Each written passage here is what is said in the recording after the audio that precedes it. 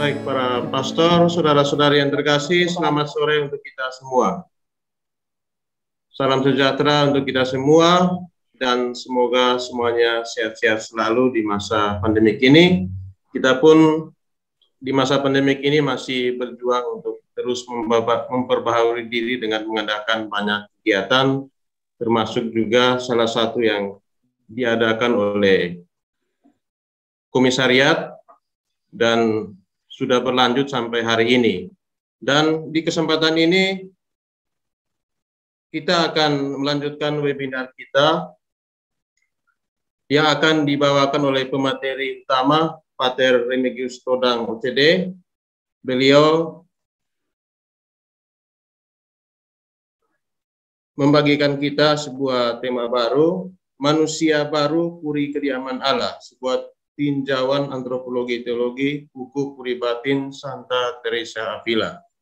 Maka di kesempatan ini kita semua akan saling merefleksikan dan juga berdiskusi tentang ajaran Santa Teresa ini. Semoga bermanfaat bagi kehidupan rohani kita masing-masing. Dan sebelum kita memulai webinar kita, mari kita awali dengan doa pembuka, ya sekaligus doa Angelus. Saya meminta Pater Wino OCD, pastor rekan di Paroki Santo Yosef untuk memimpin kita dalam doa. Saya persilakan Pater Wino. Doa Angelus dulu, atau tidak? Oke, ya, doa Angelus tidak apa-apa. Mari kita siap berdoa dalam nama Bapa dan Putra dan Roh Kudus. Amin.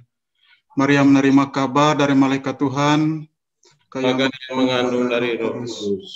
Salam Maria, penuh rahmat, Tuhan sertamu, terpujilah engkau di antara wanita dan terpujilah buah tubuhmu Yesus. Santa Maria, Bunda Allah, doakan kami dosa ini sekarang dan pada waktu kami mati. Amin. Aku ni hamba Tuhan, terjadilah padaku menurut perkataanmu. Salam Maria, penuh rahmat, Tuhan sertamu, terpujilah engkau di antara wanita dan terpujilah buah tubuhmu Yesus. Santa Maria, Bunda Allah, doakanlah kami yang berdosa ini sekarang dan waktu kami mati. Amin. Sabda Tuhan telah menjadi manusia dan tinggal di antara kita. Salam Maria, penuh rahmat, Tuhan sertamu, terpujilah engkau di antara wanita dan terpujilah buah tubuhmu Yesus. Santa Maria, Bunda Allah, doakanlah kami yang berdosa ini sekarang dan pada waktu kami mati. Doakanlah kami ya Santa Bunda Allah, supaya kami dapat menikmati janji Kristus. Marilah kita berdoa. Ya Tuhan, karena kabar malaikat kami mengetahui bahwa Yesus Kristus telah menjadi manusia. Kami mohon curahkanlah rahmat-Mu ke dalam hati kami, supaya karena sengsara dan salibnya dibawa pada kebangkitan yang mulia oleh Kristus Tuhan kami. Amin. Kemuliaan kepada Bapa dan Putra dan Roh Kudus, seperti pada permulaan, sekarang, selalu, sepanjang segala. Amin. Kemuliaan kepada Bapa dan Putra dan Roh Kudus, seperti pada permulaan, sekarang, selalu, dan sepanjang segala abad. Amin. Kemuliaan kepada Bapa dan Putra dan Roh Kudus, seperti pada permulaan, sekarang, selalu, sepanjang segala abad. Amin. Allah Bapa di dalam surga, terima kasih untuk rahmat kehidupan yang masih Engkau rahmati kepada kami. Dan saat ini kami hendak mengadakan seminar.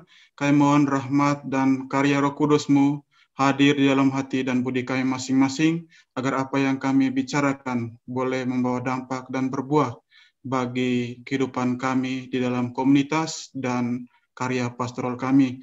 Namun senantiasa kami puji, kini dan sepanjang masa. Amin.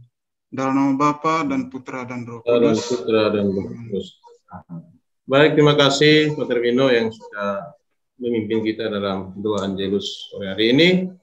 Dan sebelum kita memulai webinar kita, nanti tahapan-tahapan kita dalam webinar kita sore hari ini, saya akan memberikan kesempatan pertama kepada pembicara Pater Remi OCD untuk memaparkan materi, membagikan hasil refleksi Pater Remi tentang Puri Batin selama durasi waktu 30 menit secara singkat.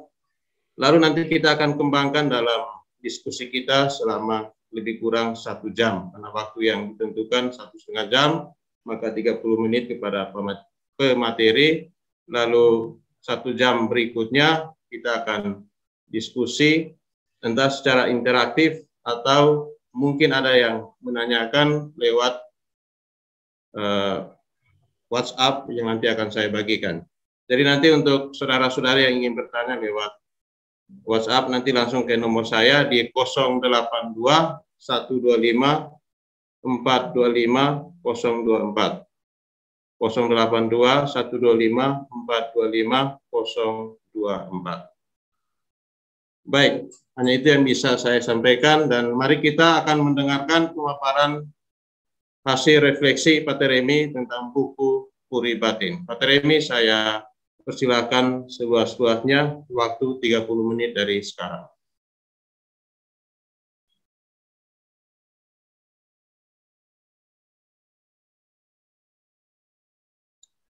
Di unmute dulu, Pak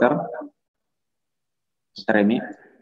Ya, baik saudara-saudara terkasih, selamat sore dan selamat malam untuk kita semua, dan salam jumpa lagi. Saya mengajak kita untuk bersama-sama melihat kekayaan isi buku Puri Batin Santa Teresa. Saya membuat materi ini, manusia baru puri kediaman Allah.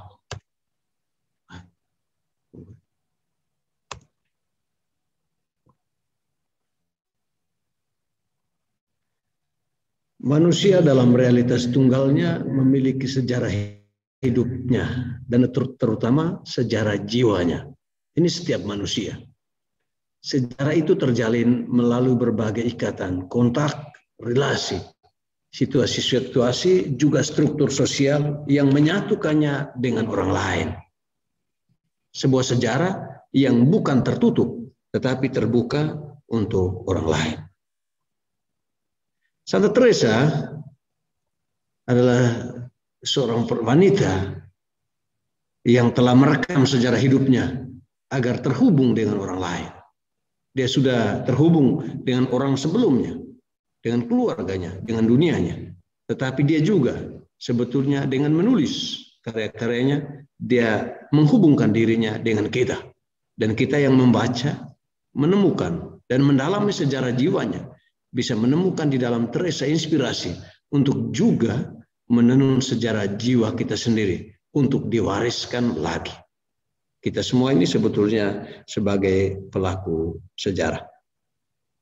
Buku Puri Batin adalah salah satu karya Teresa yang menjadi saksi tentang kehidupannya dalam keutuhan, dalam totalitas. Teresa membuat refleksi teologi tentang hidupnya sendiri. Dan semua yang membacanya, kita semua harus juga membuat teologi tentang sejarah hidup kita berangkat dari pengalaman Santa Teresa. Banyak aspek yang bisa didalami dari karya Teresa ini, dan itu sudah dan sedang kita dalami, dan akan kita berdalami bersama, karena karya Teresa ini seperti sumur yang tidak pernah kering. Pada sesi webinar ini saya mengajak kita untuk melihat keindahan manusia di mata Teresa, sebuah tinjauan antropologi teologi. Beberapa pertanyaan yang baik diajukan. Siapakah manusia menurut Puri Batin Teresa? Bagaimana manusia bisa mencapai kepenuhan, kesempurnaannya? Bagaimana manusia bisa menjadi puri kediaman Allah, tempat Allah berdiam? Kita lihat pertama eksistensi manusia.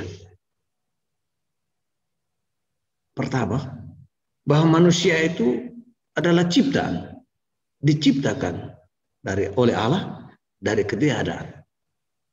Dan menurut Mazmur 8 itu dibuat hampir sama seperti Allah. Manusia adalah manifestasi kasih ilahi yang mengundangnya untuk mengasihi juga. Karena ia sudah dikasih, maka dia diundang untuk mengasihi. Manusia dimahkotai dengan kemuliaan dan hormat. Bagi Teresa, manusia itu seperti mutiara, berlian yang indah. Dia memiliki potensi, kemampuan untuk memancarkan sinar matahari. Dan potensi itu ditanam oleh Allah sendiri. Teresa juga menggambarkan manusia sebagai pohon hidup yang memelihara hidupnya dari Allah. Seperti di dalam kitab suci, pohon yang ditanam di tepi air. Dan Teresa juga menggambarkan manusia itu sebagai Firdaus, tempat Allah berdiam.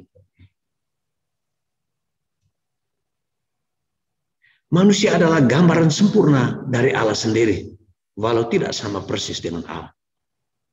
Adalah buah dan ekspresi penuh dari kasih ilahi. Teresa yakin bahwa manusia diciptakan oleh Allah. Sebuah ada yang diadakan. Eksistensi yang tercipta dan terberi oleh Allah. Yang pertama, manusia diciptakan. Yang kedua, manusia adalah diciptakan seturut gambar dan rupa Allah. Pengalaman mistik Teresa mengafirmasi bahwa manusia bukan ciptaan rendah, tetapi dibuat seturut gambar dan rupa Allah sendiri. Memiliki nilai di dalam dirinya. Membawa citra Allah dalam dirinya. Sebuah citra yang dinamis dalam proses menjadi dan belum selesai. Tetapi harus diselesaikan, disempurnakan sepanjang ziarah hidupnya dalam terang rahmat Allah. Dan panggilan manusia adalah panggilan untuk mewujudkan diri sesuai dengan yang dikehendaki Allah sejak saat Ia menciptakan manusia. Kesempurnaan citra manusia ialah kesempurnaan asimilasi dan identifikasi dengan yang ilahi. Manusia membawa dalam dirinya keindahan, martabat, dan kebijaksanaan Allah sebagai kemampuan atau potensi yang menuntut aktualisasi. Dan aktualisasi paripurna manusia ialah kesempurnaan hidup dalam persatuan dengan Allah. Manusia diciptakan menurut gambar dan rupa Allah, mengandung di dalamnya undangan kepada intimitas, masuk ke dalam dirinya sendiri, menyadari semua potensi yang dimiliki.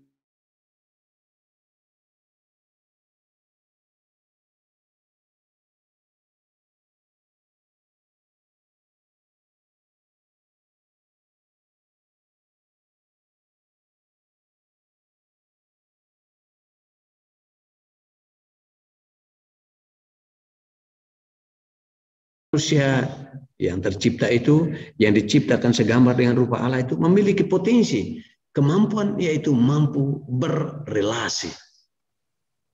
Diciptakan menurut gambar dan rupa Allah, artinya dilengkapi dengan kemampuan untuk mengetahui dan menjalin relasi dengan sesama ciptaan, bahkan dengan pencipta. Satu-satunya ciptaan yang diciptakan Tuhan untuk dirinya. Manusia adalah satu-satunya ciptaan yang diciptakan Tuhan untuk dirinya. Berkomunikasi dengan dirinya, bahkan menjadi wakilnya. Berbagi hidup dengannya dalam pengetahuan dan cinta. Gambar Allah menunjukkan peran khusus manusia dalam hubungannya dengan dunia. Manusia sebagai mikrokosmos ada dalam dunia sebagai makrokosmos untuk mengaturnya dan menjadi wakil Tuhan. Martabat luhur manusia yang diagungkan Teresa adalah bahwa ia bisa berkomunikasi dengan Tuhan, dengan pencipta. Itu yang kedua. Dan yang ketiga, manusia yang diciptakan oleh Tuhan itu ternyata keluar dari diri karena berbuat dosa. Teresa memiliki pemahamannya sendiri tentang dosa. Pemahaman Teresa ini dasarnya yang pertama adalah pengalaman hidupnya sendiri. Dosa-dosanya di masa lalu. Kalau kita baca buku hidup, kita menemukan di sana Teresia dengan jujur mengungkapkan pengalaman masa lalunya, sisi gelap hidupnya dengan jujur. Itu di satu pihak. Tetapi di pihak lain, Teresia memposisikan diri di hadapan Tuhan, membuat semacam eksegesis spiritual tentang hidupnya. Dosanya itu tidak dilihat dari aspek moral saja, tetapi dari segi teologis. Menurut Teresia, manusia berdosa karena tidak hidup sesuai dengan identitasnya sebagai gambar Allah. Manusia yang berdosa itu tidak mampu melihat terang Tuhan. Dosa seperti kain putih yang menutup batu permata sehingga tidak mampu memancarkan sinar matahari. Atau menurut pikiran Santo Yohanes dari salib, dosa itu seperti abu yang melekat di kaca sehingga kemampuan kaca untuk memantulkan sinar matahari itu menjadi berkurang.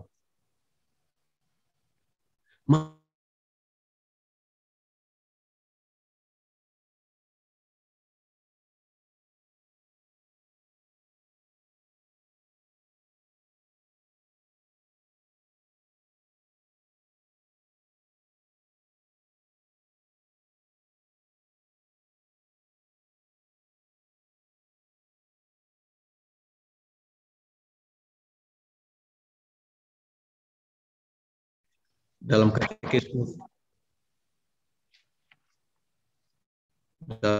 katekismus Gereja Katolik itu bicara tentang dosa asal. Katekismus nomor 396 sampai dengan 409. Dosa asal itu membiarkan kepercayaan akan pencipta mati di dalam dirinya. Manusia berdosa, Adam itu berdosa, melakukan dosa asal ketika membiarkan kepercayaan akan pencipta mati di dalam dirinya. Menyalahgunakan kebebasan, tidak patuh pada perintah Allah,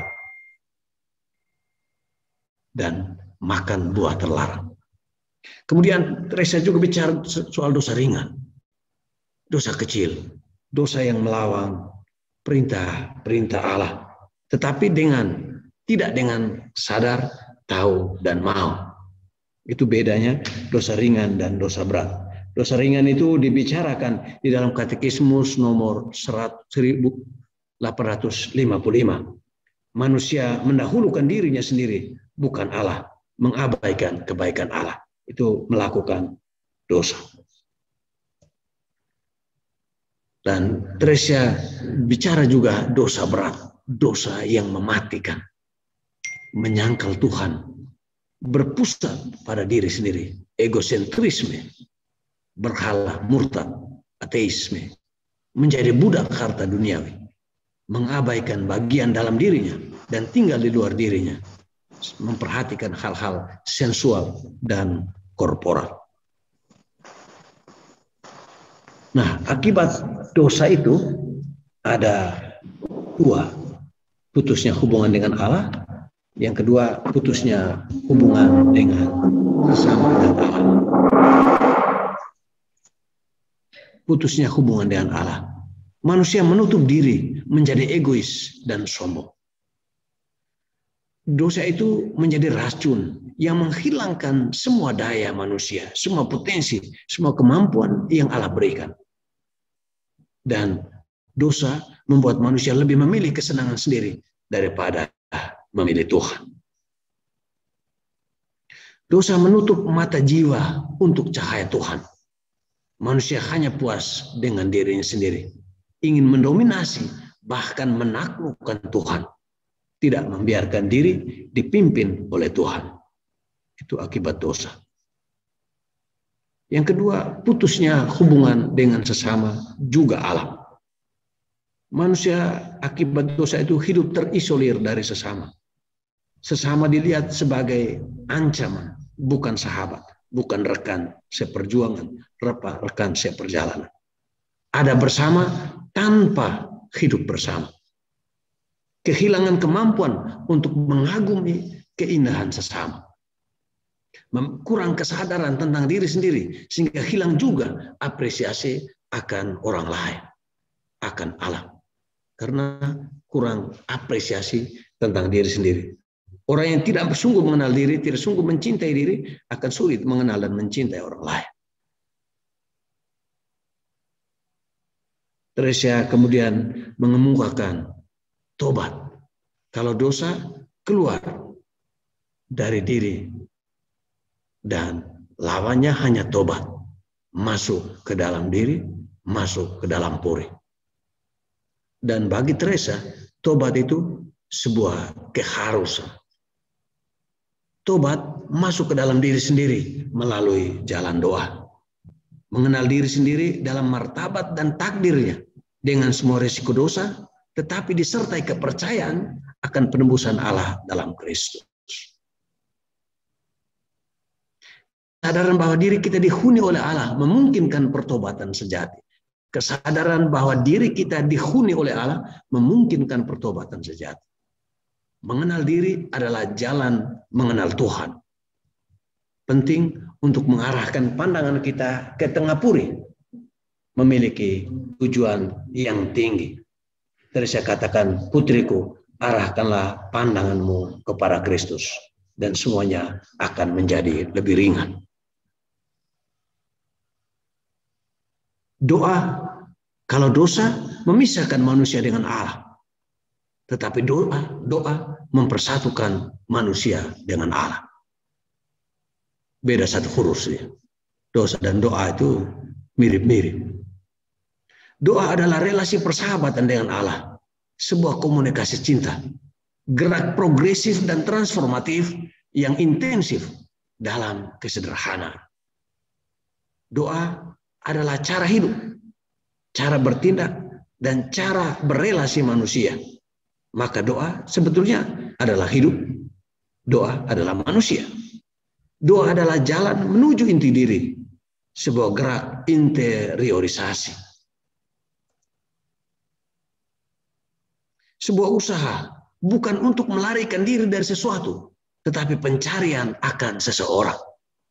Doa, usaha bukan untuk melarikan diri dari sesuatu, dari masalah, dari persoalan, dari kesulitan, tetapi pencarian akan seseorang yang bisa membantu kita menjawab setiap situasi hidup. Dalam doa, manusia berhenti mendominasi hidupnya agar Tuhan menuntunnya. Dan Teresa katakan, doa adalah pintu masuk menuju puri. Selain sebagai pintu masuk menuju puri, doa bagi Teresa sekaligus jalan sebagai jalan dan kekuatan yang menuntun jiwa ke dalam. Kita tidak keluar, tetapi ke dalam. Teresa mengarahkan kita untuk masuk ke dalam puri, bukan pergi keluar diri. Doa adalah energi progresif manusia yang menuntunnya menuju ruang inti puri, ruang ketujuh. Doa adalah sebuah perjalanan ilahi yang ditopang oleh pilar-pilar utama, yaitu kerendahan hati, tekad yang kuat, kelepasan, dan amal kasih. Teresa katakan, determinación, ketetapan hati yang kuat.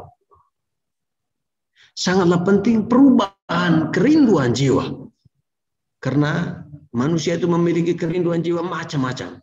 Nah, untuk berubah, untuk menjadi baik di dalam tobat yang benar dan di dalam doa itu dibutuhkan perubahan kerinduan jiwa. Berhentilah menginginkan kesenangan-kesenangan tubuh dan dunia. Mulailah mendambakan kenikmatan rohani, kerinduan akan Allah. Allah membantu jiwa manusia dalam proses masuk ke dalam purinya. Manusia harus berpartisipasi dalam salib Kristus karena dialah satu-satunya jalan, the only way. Dibutuhkan kepercayaan kepada Tuhan, menyerahkan kehendak kita kepada kehendak Tuhan dalam segala hal, melebur ego, gerakan cinta dan donasi, sehingga puri yang baru dibangun itu jangan runtuh dan menimpa kita. Yang ketiga, bagian dari masuk ke dalam diri itu, manusia ditemukan, ditebus, dan diubah oleh Kristus. bagi Teresia, ketika jiwa semakin maju dalam doa, dalam kebajikan, maka Allah dirasakan semakin dekat dan ia bertindak dalam hidup manusia. Kedekatan dan tindakan Allah dalam hidup manusia terlaksana dalam Yesus, Allah yang berinkarnasi. Pada titik ini terjadi peralihan protagonis, bukan lagi jiwa yang bekerja lebih, tetapi Allah yang menuntun dan menggerakkan. Dari jalan asketis menjadi jalan mistik, usaha manusia kepada karya Allah. Kita lihat di dalam puri batin, puri ruangan pertama sampai ketiga itu ruangan asketik, di mana manusia itu bekerja, jiwa itu berusaha bekerja untuk meditasi dan lain-lain, latihan-latihan, mengusahakan kebajikan-kebajikan. Tetapi ruangan kelima sampai 7 itu sudah masuk ke ruangan mistik. Allah membantu. Bukan berarti manusia pasif sama sekali, tetapi manusia pasif reseptif. Kristus bekerja untuk membebaskan manusia dari kejahatan menuju persatuan kasih. Teresa menampilkan Kristus sebagai gembala yang baik, yang mengumpulkan jiwa dengan siulan kasih. Kalau kita baca buku Puri Batin itu menarik, bahwa gembala itu dengan siulan kasihnya, dan jiwa yang sudah sangat peka itu siulan kecil saja itu bisa didengar. Itu untuk orang yang sudah maju di dalam doa. Yesus melalui sengsara, kematian, dan kebangkitannya mengumpulkan manusia untuk hidup baru, menjadikannya putra di dalam putra. Menjadikannya putra di dalam putra. Antropologi lengkap Teresa ditemukan dalam kristologinya yang menampilkan Yesus Kristus sebagai paradigma manusia. Yesus Kristus menjalankan rencana kasih Allah yang lebih kuat dari setiap beban kejahatan. Yesus dengan menerima kejahatan ekstrim yang membawanya menuju kematian, sebetulnya menyelamatkan manusia, membebaskan manusia dari dosa, dan memberikan kepada manusia status sebagai anak. Hanya di dalam Kristus manusia memiliki akses kepada Bapa. Hanya di dalam Kristus manusia memiliki akses kepada Bapa. Di dalam Kristus keselamatan manusia terwujud. Dari sisi manusia, Teresa mengundang kita untuk memandang Kristus, memandangnya dengan tatapan iman, dengan tatapan kontemplatif, dengan tatapan penuh cinta, tatapan penuh kekaguman akan keindahan dan kebaikannya yang sebetulnya sudah ada di dalam diri kita. Jiwa ditemukan, ditebus dan diubah oleh Kristus untuk bersatu dengan Allah. Teresa katakan, saya tidak meminta lebih dari memandangnya. Berbahagialah dia yang benar-benar mencintainya dan akan selalu membawanya dalam dirinya. Tatapan jiwa kepada Tuhan adalah tatapan cinta. Menyerahkan diri kepada dia dan membiarkan dia memimpin jiwa kita. Yang kelima, manusia baru, puri kediaman Allah. Santa Teresa di ruang kelima memperlihatkan momen penting dalam proses transformasi jiwa dalam Kristus. Teresa menggunakan satu simbol yang luar biasa, ulat sutra.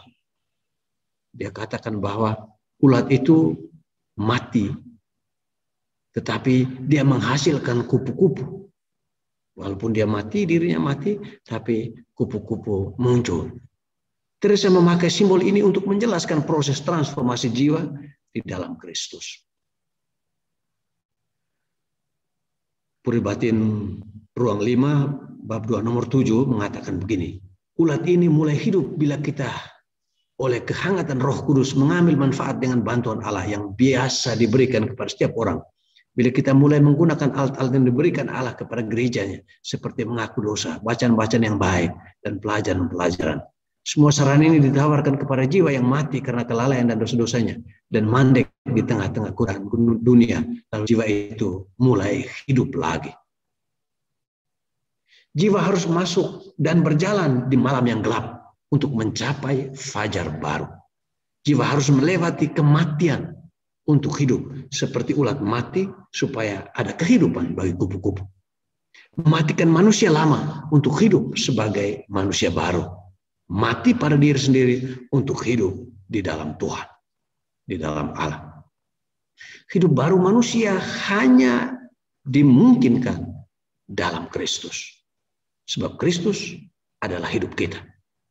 Hidup baru manusia dimungkinkan, diwujudkan di dalam Yesus. Kristuslah yang telah menemukan, menebus, dan mengubah kembali manusia. Manusia baru hidup dalam persatuan dengan Kristus. Dan persatuan itu mengungkapkan kehadiran seorang Allah yang bertindak, menyelamatkan di kedalaman jiwa manusia, dan juga seorang manusia yang menerima atau membiarkan dirinya diubah, diperbaharui juga dari dalam jiwanya. Saya bicara tentang puri batin, mengajak kita masuk bahwa Allah ada di dalam, bekerja di dalam, dan juga jiwa bekerja dari dalam untuk perubahan, transformasi hidupnya. Allah menyatakan dirinya sebagai yang membebaskan, yang senantiasa bekerja, mengharuskan, memaksa manusia untuk mengambil perannya sebagai penerima. Allah sebagai yang memberi, dan manusia sebagai penerima keselamatan yang dari Tuhan itu. Dengan cara ini terwujudlah perjumpaan personal yang transformatif. Teresa katakan, Allah menghuni jiwa sedemikian rupa, sehingga ketika ia sadar kembali, ia tidak bisa meragukan bahwa Allah hadir di dalam dia, dan ia di dalam Allah. Allah selalu ada di kedalaman diri, di dalam diri manusia. Manusia adalah puri atau kediaman Allah. Alasan mendasarnya adalah bahwa manusia diciptakan oleh Allah menurut gambar dan rupanya sendiri. Manusia membawa di dalam dirinya daya ilahi, kodrat ilahi. Dosa asal dan dosa lainnya tidak dapat meniadakan, menghilangkan, apalagi meniadakan gambar Allah itu.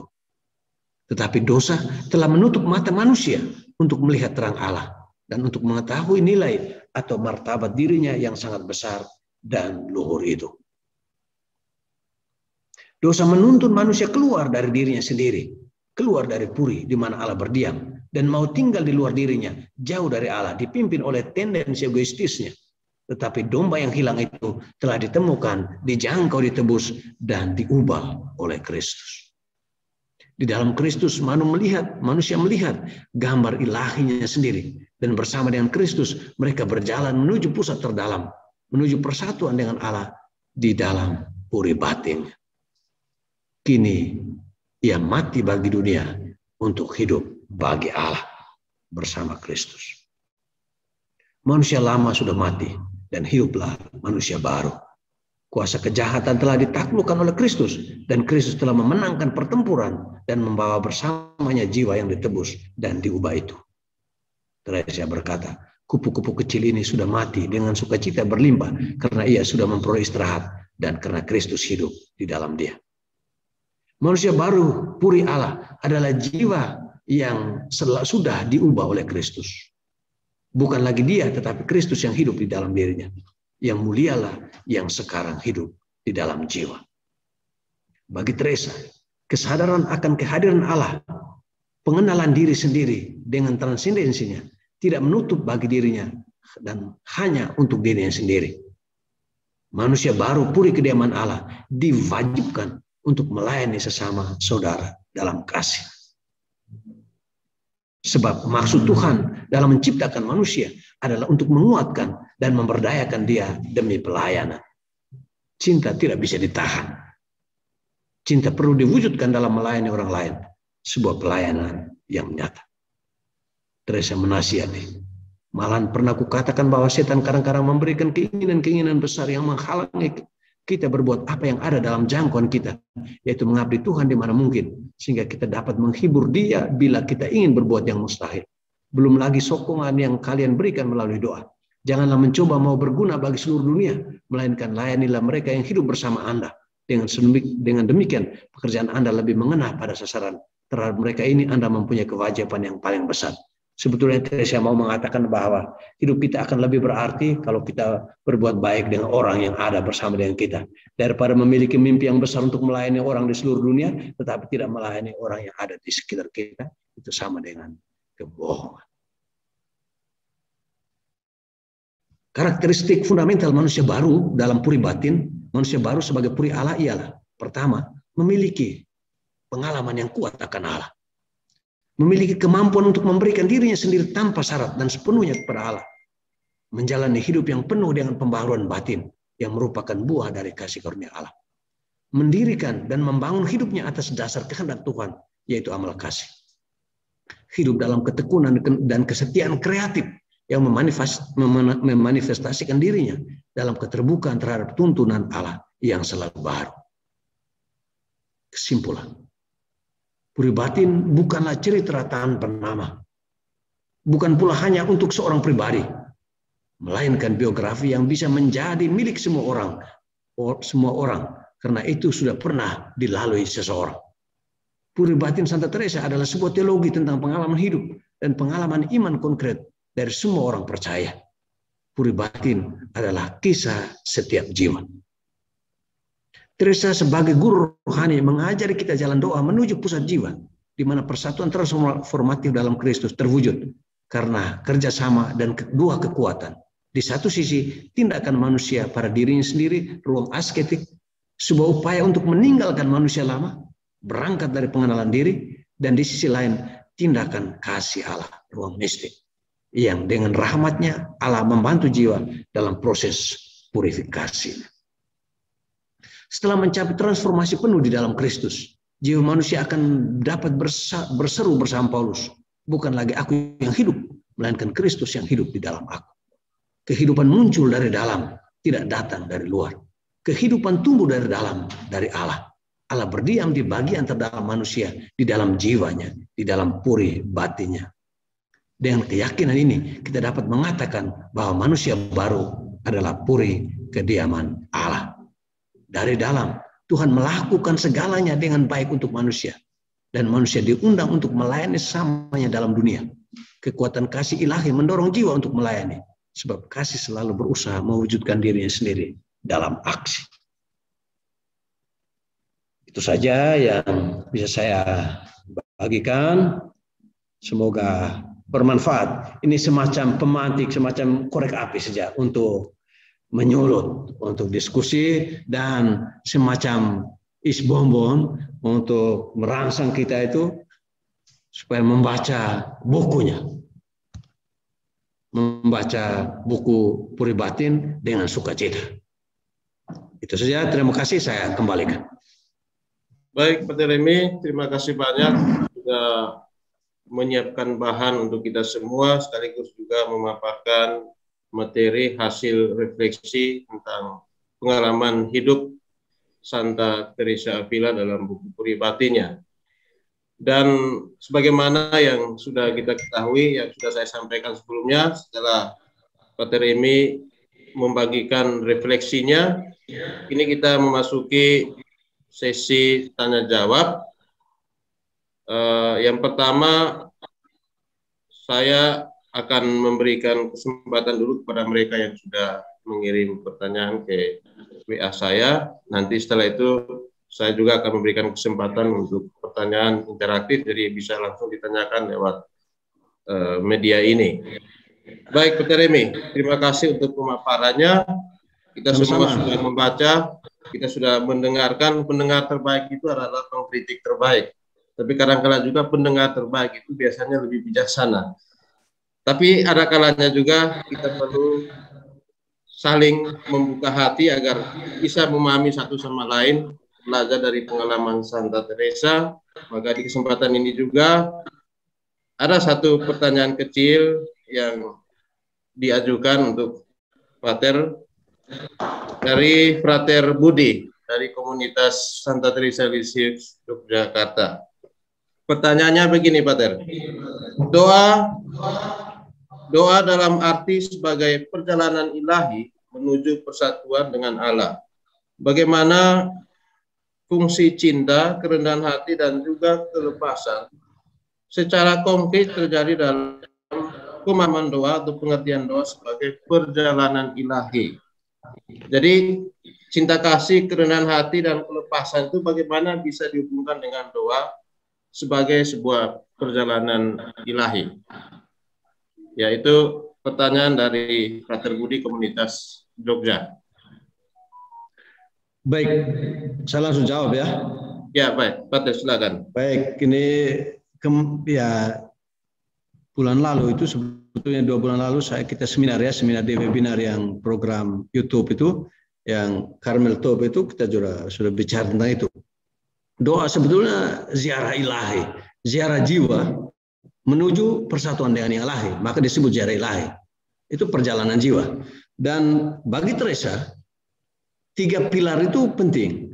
Pilar hidup doa orang supaya bisa maju di dalam doa itu. Yang pertama itu ya cinta, tetap cinta kepada sama, cinta yang konkret. Yang kedua kelepasan, lepas bebas itu, dan yang ketiga kerendahan hati. Ya kita jangan terkecoh dengan karena disebut ini perjalanan ilahi itu hanya Allah saja, tapi bahwa itu perjalanan jiwa menuju kepada Allah, menuju kepada yang ilahi. Karena itu disebut sebuah perjalanan ilahi, sebuah jalan jiwa menuju kepada Allah. Dan itu dibutuhkan kebajikan. Karena memang baik kita kalau baca Puri Batin itu sampai di ruangan ke-7 pun masih dituntut itu. Kerendahan hati tetapi dengan kualitasnya yang semakin mendalam. Semakin mendalam. Betul bahwa di ruang ascetik itu usaha manusia bagaimana mengasihi, kemudian bagaimana menjadi rendah hati, kemudian bagaimana lepas bebas. Kemudian di ruangan mistik juga kita harus semakin tajam, semakin dalam mempraktekkan hal-hal itu, 3 kebajikan itu. Tetap dibutuhkan supaya kita terus maju sampai kepada transformasi, pembaharuan diri sampai kepada persatuan dengan Allah. Itu kita bisa baca di dalam karya-karya Teresa khususnya di Puri Batin itu. Puri Batin itu bicara jelas tentang itu. Baik, terima kasih, Pater Budi. Baik, terima kasih, Pater. Baik, sambil menunggu pertanyaan yang berikut, karena belum ada yang masuk. Ya menarik bahwa Teresa berbicara tentang dosa itu berarti orang keluar dari dirinya sendiri. Dan saya kira ini pengalaman Santa Teresa yang sangat luar biasa. Ketika kita masuk ke dalam diri, kita masuk ke dalam keadaan rahmat, semakin dekat dengan Tuhan. Baik, untuk pertanyaan berikut, karena belum ada yang bertanya lewat WA saya.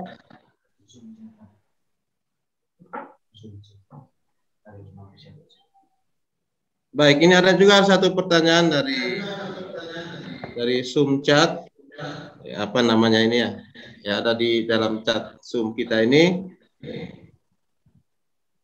dari anggota komunitas novisiat UCD Bogenga. Pertanyaannya begini, konsep dosa menurut Santa Teresa dan tokoh yang mempengaruhi atau sumber bacaan Teresa mengenai dosa. Jadi kira-kira ini mungkin bersifat informatif. Mungkin ada tokoh-tokoh yang Teresa pelajari secara khusus, lalu juga bacaan-bacaan tertentu yang bisa menghubungkan dengan pengalaman hidupnya untuk mendefinisikan tentang dosa itu. Jadi ini konsep dosa Santa Teresa yang dikaitkan dengan tokoh-tokoh yang mempengaruhi dan juga sumber bacaan Santa Teresa. Baik, Pater, saya persilahkan. Baik, terima kasih. Pertanyaan itu sebetulnya bisa langsung ditanyakan di Pater Kris di situ tuh, ada dekat situ tuh. Baik ini, tapi memang penting kita karena memang harus bicara tentang dosa. Teresa itu bicara di dalam itu dosa ringan, dosa berat sekali itu ada di dalam bukunya. Tapi kita harus ingat bahwa Teresa itu hidup di abad 16.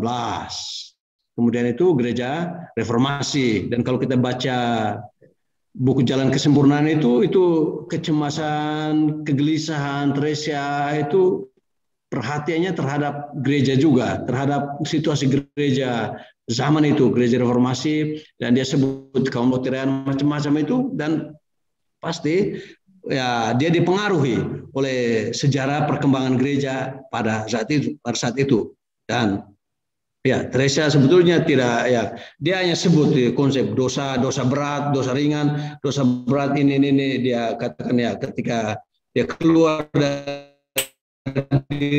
dirinya, dia tidak menyadari keindahan untuk berbicara dengan Allah dan mau hidup hanya di luar puri, itu sebenarnya dia manusia berbuat dosa. Berbuat dosa karena apa? Karena meninggalkan Allah. Dan itu menurut tidak sadar akan keagungan dirinya, kebesaran menikmati hal-hal yang sensual. Tapi ya, pengaruh ya gereja zaman itu, dan juga dia konsultasi diskusi dengan para teolog, para Fransiskan waktu itu pasti dia dengar ya, karena kita tahu juga akses kepada buku-buku yang bagus itu sulit pada zaman Teresa, tetapi dia dari konsultasinya, dari bimbingan rohaninya, pembimbing rohaninya, dia mengenal hal itu, tahu tentang konsep-konsep itu. Saya pikir itu ada Pater Kris di situ, bisa langsung tanya di Pater Kris.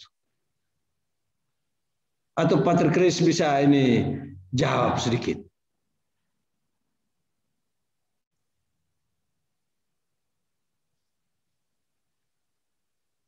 Saya sudah terdengar nih, Yunis. Halo? Ya, Pater. Oh ya. Masih dengar ya? Ya, saya dengar, bisa dengar. Oh ya.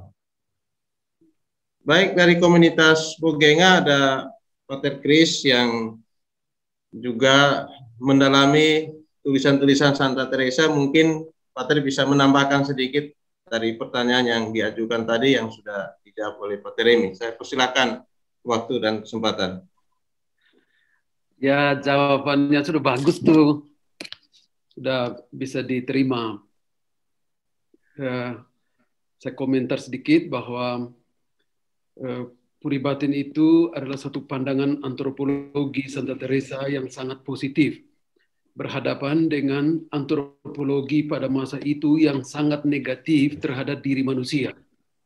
Dan Santa Teresa mulai dengan satu pemahaman yang sangat baik tentang pribadi diri manusia sebagai tempat tinggal Allah. Sehingga dari awal itu dia sudah katakan puri itu adalah tempat tinggal Allah, tempat tinggal. Dia lebih banyak menggunakan kata tempat tinggal sebagaimana Injil Yohanes katakan tentang di rumah Bapakku ada banyak tempat tinggal. Nah, dari konteks itu dia melihat ada banyak kutipan khususnya dari kitab Kejadian dan Injil Yohanes yang berbicara tentang antropologi positif manusia, diri manusia yang sangat istimewa yang dicurahkan seluruhnya kepada manusia, yang dicurahkan oleh Allah. Ya, segala manusia itu seperti Firdaus. Itu komentar saya pertama. Kedua, tentang dosa-dosa. Konsep Santa Teresa tentang dosa itu sebenarnya sangat sederhana, seperti tadi sudah dijelaskan oleh Pater Remi, itu menjauhkan diri dari Allah. Itu konsep yang itu sebenarnya pemahaman dia sendiri tentang dosa. Dosa bukan satu aktus, ya, bukan satu tindakan melawan sesuatu atau melawan seseorang, tetapi dosa itu menjauhkan diri dari seseorang. Nah, ketika dia menjauhkan diri, berarti dia menjauhkan segala rahmat dan segala keindahan yang ada di dalam dirinya yang hanya bisa dialami oleh Allah, oleh manusia dalam Allah. Itu kira-kira. Baik, terima kasih Pater Kris. Baik, terima kasih Pater Kris yang sudah melengkapi dari pertanyaan yang sudah diajukan tadi. Dan kita masuk ke pertanyaan berikut yang masuk ke chat Zoom ini dari Pater Berto Bolong, komunitas Sanjuan Kupang. Pertanyaannya begini. Apakah orang yang sudah mengalami persatuan dengan Allah pada ruang ketujuh tidak akan jatuh pada ruang pertama? Atau sudah tidak punya potensi untuk keluar dari puri? Jadi mohon penjelasannya. Terima kasih Pater. Baik, terima kasih, ini pertanyaan yang tajam. secara konseptual bahwa jiwa yang sudah mencapai persatuan dengan Allah itu dipegang oleh Allah. Dipegang oleh Allah. Sungguh-sungguh bersatu dengan Allah. Nah, itu pertama. Tetapi jiwa ini jiwa yang hidup. Kita masih hidup. Manusia masih hidup. Maka potensi untuk kemudian melakukan dosa, karena kalau kita baca betul puri batin itu betul bahwa di ruangan ke-7 itu sudah terjadi persatuan, bahwa jiwa dipegang oleh Allah dan lain-lain, semuanya sungguh-sungguh. Tetapi selalu ada di dalam itu potensi kepada ya misalnya melakukan dosa-dosa. Dosa di situ dikatakan dosa-dosa kecil, dosa-dosa ringan. Tetapi kalau dosa-dosa ringan itu dibiarkan itu bisa ada kemungkinan itu. Kemungkinan untuk ya jatuh. Tetapi kemungkinan itu sangat kecil sekali karena jiwa sudah sungguh dipegang oleh Allah, membiarkan dirinya dituntun oleh Allah. Tetapi bahwa selalu ada potensi untuk jatuh. Karena itu Teresa mengatakan pada ruangan ke-7 pun jiwa harus tetap hati-hati.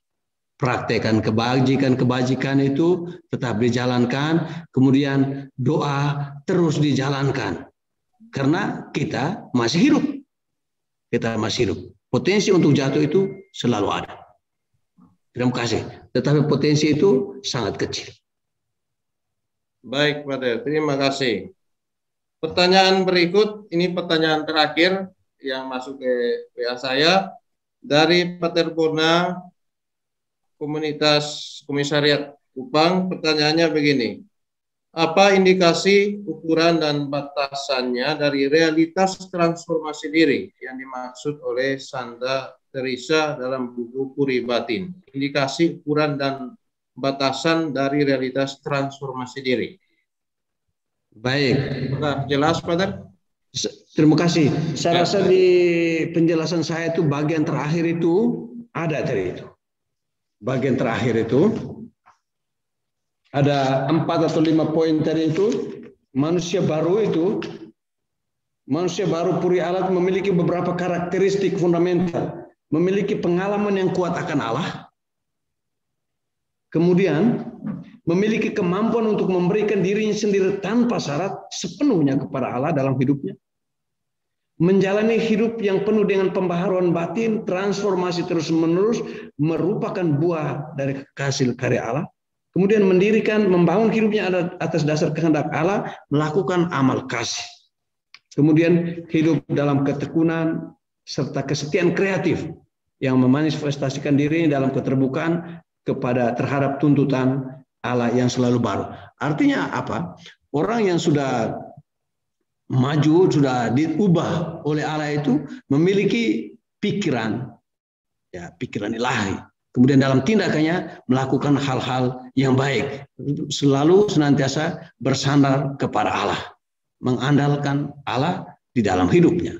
Itu. Dan kalau kita masuk ke dalam refleksi puisi Teresa itu, nada teturbe segala itu, solo dos basta itu sebetulnya kristalisasi dari iman, pengalaman transformasi Teresa. Kemudian dia mengakui bahwa hanya Allah saja cukup. Tapi itu melalui sebuah proses yang panjang, proses transformatif, proses asimilasi, identifikasi dengan Kristus. Bagaimana kita belajar, karena bagi Teresa itu satu-satunya jalan itu adalah Yesus. Dan kita belajar untuk semakin hari semakin dekat menyerupai Allah melalui Kristus itu. Ini ada arkeolog tuh dewa itu, harus dewa itu bisa jawab itu. Baik, Pater. Terima kasih. Terima kasih. Pater, bisa satu pertanyaan lagi, ini titipan dari sahabat Karmel dari Boleh. Pater Eki.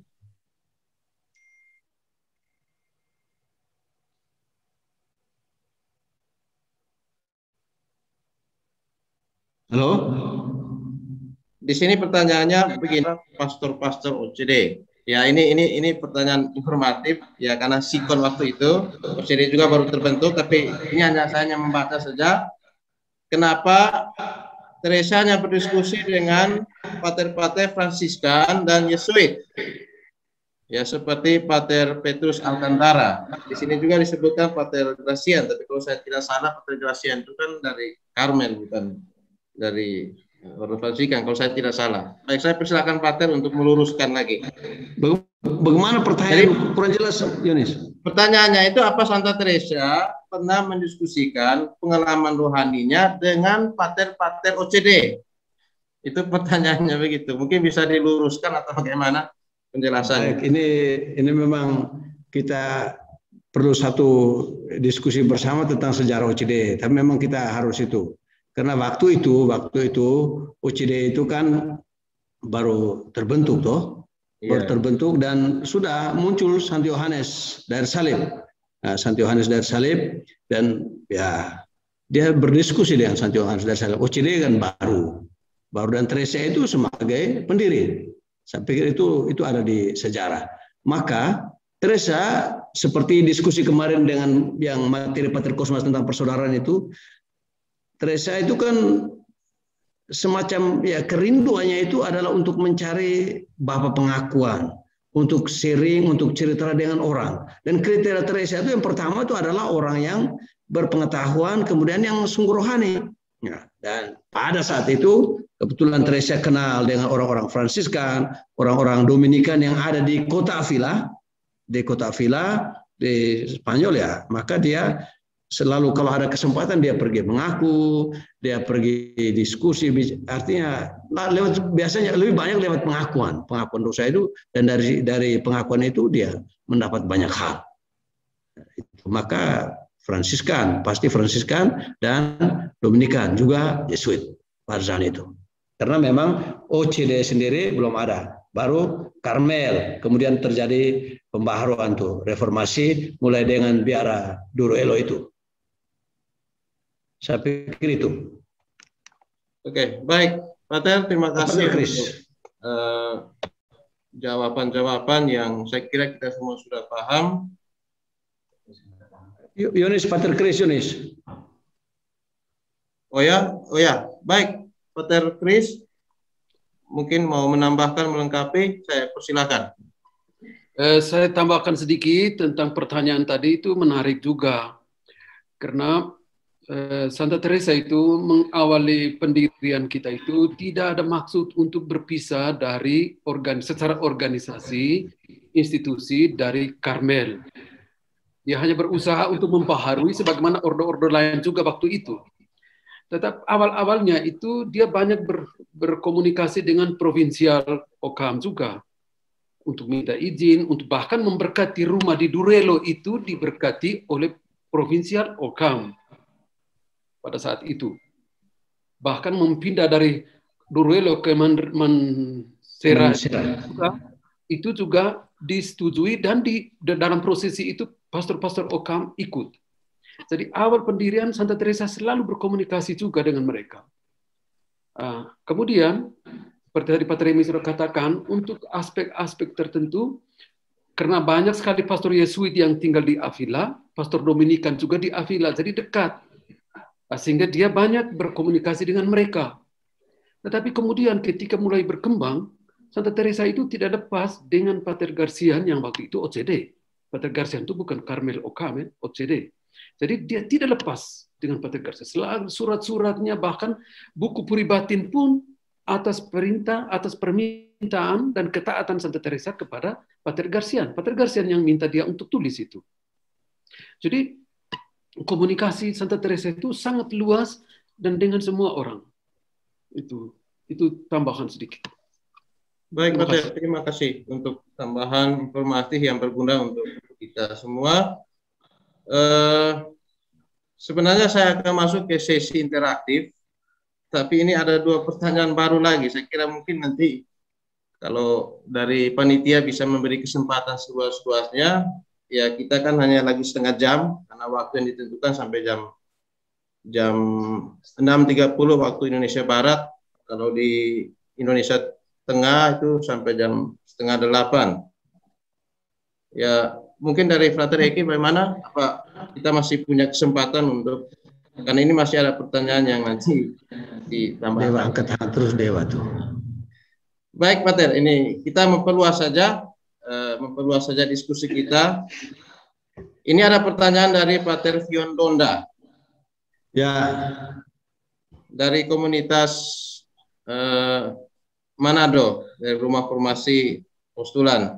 Pertanyaannya begini, Allah tinggal dalam diri manusia. Apakah itu permanen atau temporal? Allah tinggal dalam diri manusia, apakah itu permanen atau temporal? Baik, terima kasih, pertanyaan yang menarik ya.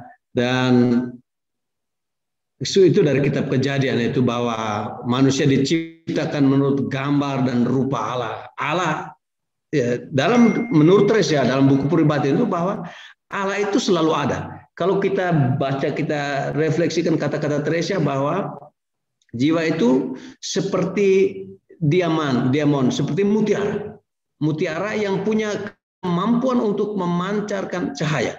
Nah, sebetulnya Allah ada di dalam jiwa, tetapi jiwa tidak mampu menyadari bahwa Allah ada di dalam dia. Nah, Allah ada di dalam jiwa senantiasa. Dan dosa itu sebetulnya hanya menutup kemampuan manusia untuk melihat terang Allah yang ada di dalam dirinya itu, melihat Allah yang ada di dalam diri. Kenapa? Karena manusia diciptakan menurut gambar dan rupa Allah. Berarti Allah ada di dalam manusia secara permanen. Kita lanjutnya pertanyaan seperti yang diajukan oleh Pater Vion tadi itu sebenarnya kita sudah dapat ya, dalam konteks teologi secara umum itu sudah dapat. Jadi Allah itu, inkarnasi Allah itu masuk ke dalam diri manusia. Ya, Allah masuk sejak pewartaan kabar malaikat, ya, itu sejak saat itu Allah ada di dalam diri manusia, itu permanen, seperti dikatakan oleh Pater ini. Tetapi sebagaimana Santo Yohanes dari Salib katakan, jiwa itu mencari Allah karena Allah itu dirasakan oleh manusia, dia tersembunyi, tidak sanggup dilihat oleh manusia yang masih belum murni seperti Allah sendiri. Jadi kita tidak bisa merasakan kehadiran Allah karena keberdosaan dan keterbatasan kerapuhan manusiawi kita. Maka seakan-akan Allah itu tersembunyi dari mata kita. Tetapi secara teologis dengan peristiwa inkarnasi itu Allah sudah ada di dalam dunia. Di dalam dunia, di dalam diri kita secara permanen. Itu saya rasa teologi fundamental kita sudah tahu itu ya. Baik, itu saja. Terima kasih. Baik, terima kasih Pater. Ini ada usulan, Pater Anton Dewa mungkin mau menambahkan sedikit. Ya, selagi kita masih diberi kesempatan untuk berdiskusi. Baik, Pater Anton Dewa, mungkin Dewa tuh bisa mendengar suara saya? Ya, bisa. Sudah bisa dengar. Selamat sore. Mantap, Dewa. Baik, Pater, silakan bisa menambahkan sedikit pengalaman belajar di Austria. Ya, sebenarnya saya tidak mau tambahkan, saya mau tanya. Kebetulan ini nih diskusi yang menarik. Antropologi Puri Batin. Maka saya senang ini kalau diskusi Bos Remi, Pater Christian, Pater Kormus ini, karena ini menarik ya. Kita bertolak tadi bos omong tentang antropologi, tapi saya senang dari antropologi kita masuk ke soteriologi, ke keselamatan. Saya senang. Tadi waktu antropologinya Ibu Teresa itu dia pernah bilang manusia itu ansih, insenya itu punya martabat ya. Jadi martabat ini dijaga, dihargai, dilindungi, meskipun manusia itu dalam konteks tertentu itu dia jatuh dalam dosa. Jadi dia punya dia punya martabatnya itu tidak akan pernah hilang karena memang dia dikasihi Allah, dicintai Allah. Nah, kemudian tadi bos omong tentang dosa keluar dari diri, atau mungkin dalam Ibu Teresa punya pemahaman itu dosa itu arti keluar dari dari puri. Nah, dan dalam penjelasan mengenai dosa, tentang tobat, tentang jalan masuk ke jalan jiwa itu bicara tentang rahmat Allah. Saya punya pertanyaan ini bos, ini cuma satu, sepele saja. Apakah tidak ada keselamatan di luar puri? dengan pertimbangan saya begini, pertimbangan saya. Kalau Allah hanya berdiam di dalam puri, berarti manusia harus masuk ke dalam. Tetapi kalau kita punya konteks keselamatan itu, sebenarnya bukan manusia yang mencari Allah, tetapi Allah yang mencari manusia.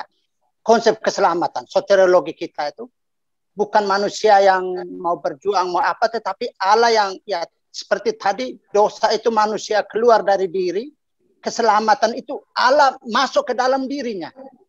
Jadi bukan manusia masuk ke dalam, tapi Allah yang masuk. Sehingga betul kalau Paulus bilang, aku hidup bukan lagi aku yang hidup, melainkan Kristus.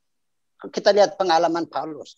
Sehingga pertanyaan saya ini nih bos, dengan Ibu Teresa omong tentang keselamatan di dalam puri batin, apakah keselamatan itu eksklusif bagi pencari Allah, ataukah keselamatan itu inklusif karena dari Allah? Jadi walaupun manusia di luar diri, tetapi Allah mencintai manusia, dia keluar dan menjumpai manusia, kemudian dari luar diri itu dia bawa masuk ke dalam diri. Saya berpikir mungkin kalau kita lihat pengalaman Agustinus, pengalaman Paulus, itu pengalaman-pengalaman di mana Allah yang cari mereka, Allah yang masuk mereka, walaupun mereka dengan tahu dan mau. Kalau Agustinus punya pengalaman itu tuh, kau panggil saya tetapi saya senang ada di luar. Sehingga apakah konsep antropologi dengan soteriologinya Ibu Teresa ini eksklusif untuk orang-orang tertentu, ataukah ya tidak eksklusif tapi inklusif kalau memang orang itu memang mau terbuka dengan Allah? Karena ada teolog ini Baltasar itu dia omong bahwa Allah saja turun ke neraka untuk menyelamatkan orang dari neraka. Ya, ini satu ya, kita bisa diskusi. Atau mungkin ada pandangan lain bagaimana ya. Saya rasa ini karena topik ini menarik, karena soal manusia dengan keselamatan ini itu universal, tidak partikular atau apa. Oke bos, mungkin itu baik. Terima kasih Anton Dewa dari Austria. Menarik ini. Pertama itu kita harus duduk pada posisinya jelas. Puri batin di luar puri atau di dalam puri, itu penting kita. Nah, Teresa menggunakan sebuah analogi puri batin. Itu kan analogi. Hanya kemudian dia menulis buku puri batin. Nah, apa luar puri atau di dalam puri itu persoalan lain. Tapi bahwa keselamatan itu adalah milik semua orang. Dan dialami, diperuntukkan oleh semua orang diselamatkan. Dan ya Allah menghendaki semua orang diselamatkan. Hanya ada orang-orang yang tertentu yang tidak mau diselamatkan oleh Allah, kemudian mau pergi dari Allah, meninggalkan Allah, pasti tidak selamat. Tetapi sejauh ada kerinduan, kemauan untuk kembali kepada Allah, pasti diselamatkan. Karena kita percaya akan kasih dan kerahiman Allah, seperti Von Balthasar katakan tadi, Allah saya turun ke neraka, artinya Allah menyelamatkan manusia. Nah, sekarang kita masuk ke konteks Teresa. Konteks Teresa. Mengapa Teresa katakan bahwa orang itu harus masuk ke dalam puri? Masuk ke dalam puri. Nah, untuk Teresa, Allah itu sudah ada di dalam jiwa manusia. Allah sudah ada di dalam jiwa manusia, karena manusia itu diciptakan menurut gambar dan rupa Allah. Itu pemahaman Teresa. Allah sudah ada di dalam diri manusia. Nah, dia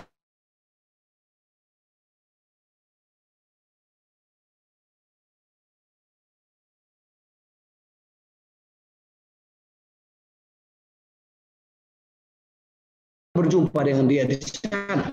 Ini kesadaran. Tetapi benar bahwa keselamatan itu adalah karya Allah. Tetapi teologi Teresa mengatakan begini, bahwa bukan saja karya Allah. Rahmat Allah menuntun manusia, menuntun jiwa itu sejak dia masuk puri. Ingat, menurut Teresa pintu masuk puri itu doa. Ini analogi saja, puri itu. Pintu masuk puri adalah doa. Ketika orang mulai berdoa, ini kan sebetulnya kita bicara tentang proses transformasi jiwa.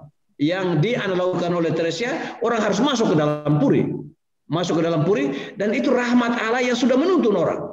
Rahmat Allah menggerakkan orang untuk meninggalkan yang luar, di luar puri maksudnya, kemudian mau masuk ke dalam dirinya. Pelan-pelan berusaha masuk ruangan pertama, mulai ruangan pengenalan diri, tetapi rahmat Allah selalu menuntun jiwa. Ini kan proses transformasi jiwa. Kemudian terjadi di dalam Teresia itu ada ruangan keempat, itu ruangan peralihan. Nah, di sana peralihan Allah, rahmat Allah yang lebih bekerja. Itu mulai ruangan mistik, rahmat Allah lebih bekerja. Dan di ruangan keenam itu bagaimana Allah itu dengan caranya memberi karunia-karunia penglihatan, visioner, semacam-macam. Itu dalam pandangan Teresia katakan begini, bahwa Allah itu seperti pengantin yang memberi hadiah kepada mempelainya perempuan, pengantin pria yang memberi hadiah kepada perempuan, supaya apa? Supaya bukan dia senang dengan hadiahnya, tidak. Tetapi supaya dia semakin maju sampai ke ruangan ketujuh yang dia miliki Allah sendiri. Allah sendiri. Itu proses. Maka Teresia menggunakan itu, bahwa ini kan macam-macam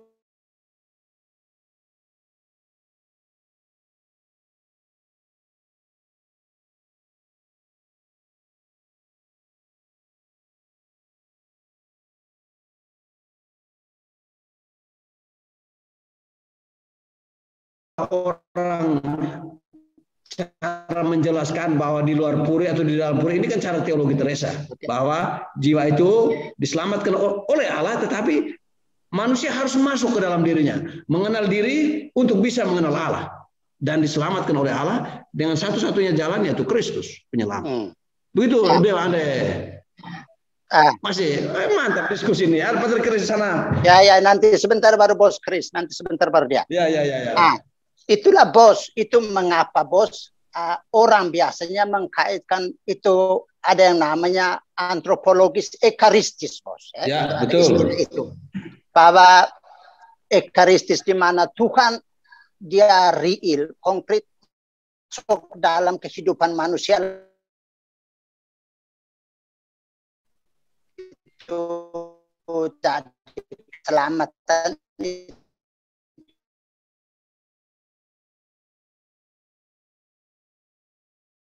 Saya lihat itu tuh tentang bagaimana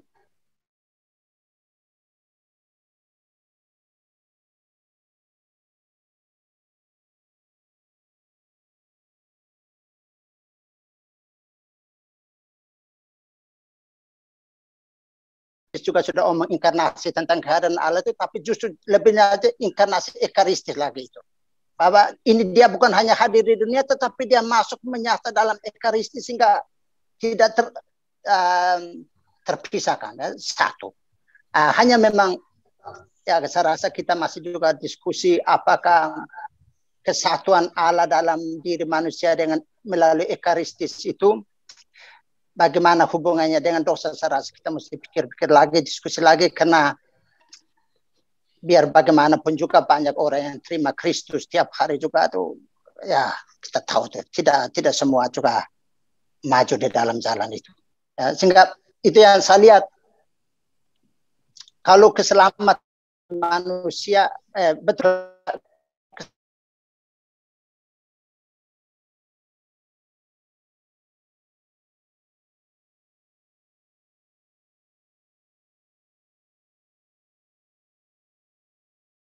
yang mungkin saya lihat titik rahmatnya, saya tekankan lebih di rahmatnya, karena walaupun manusia setiap hari menerima Allah, dia dengan ekaristisnya itu dia juga tetap terbatas. Ya, sehingga dia mau masuk bagaimanapun juga, tadi pertanyaan dari Pater Berto itu, apakah di puri batin yang ketujuh yang Allah sudah masuk itu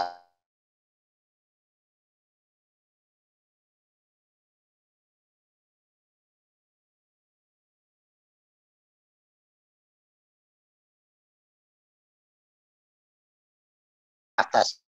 Justru dalam keterbatasan inilah kita harus berkonfrontasi dengan ekaristi itu. Ini yang mau tidak mau, karena dia itulah meskipun dalam terbatas, karena dia masuk ke dalam keterbatasan saya, di sanalah interaksi terjadi, dialog di sana. Ya mungkin Teresa punya internet, tapi itu saya punya interpretasi. Molo, terima kasih. Baik, terima kasih. Begini.